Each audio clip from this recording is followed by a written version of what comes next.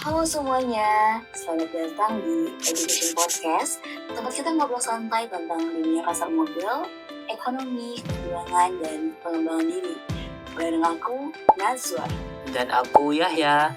Hari ini kita bakal bahas topik yang sebenarnya dekat banget sama kehidupan kita sehari-hari, tapi sering banget di skip, yaitu financial stacks.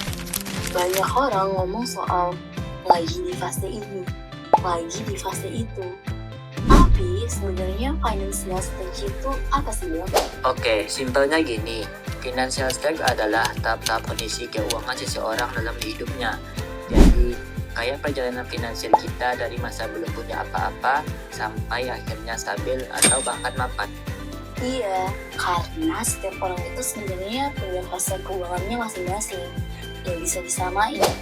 Ada yang masih struggle, ada yang lagi adaptasi, ada yang udah mulai nyaman, dan bahkan ada juga yang udah bisa bebas finansial.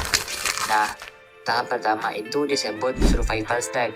Biasanya dialami anak muda yang baru mulai kerja. Gajinya masih pas-pasan, fokusnya cuma buat memenuhi kebutuhan dasar, makan, transport, bayar kos, dan kebutuhan pokok lain.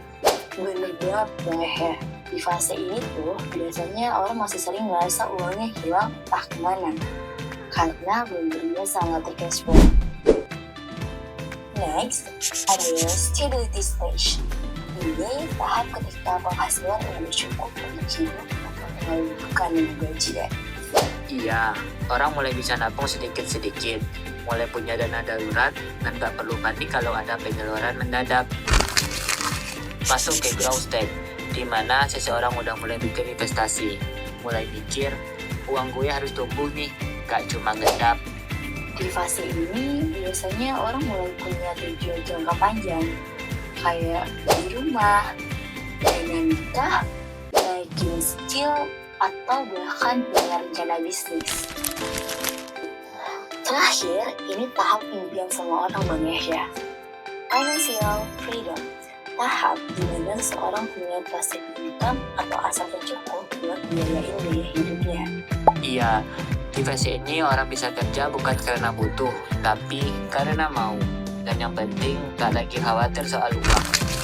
Jadi intinya setiap fase punya tantangan dan strategi masing-masing. Yang penting bukan cepat-cepat sampai, tapi bagaimana cara kita mengelola keuangan dengan bijak di setiap tahapnya. Setuju banget. Dan ingat, financial itu bukan perlombaan. Yang penting konsisten dan sadar sama kondisi diri sendiri.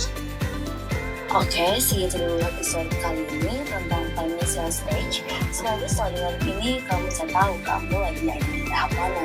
Jangan lupa follow dan share podcast kita kalau menurut kamu bermanfaat. Sampai ketemu di episode selanjutnya.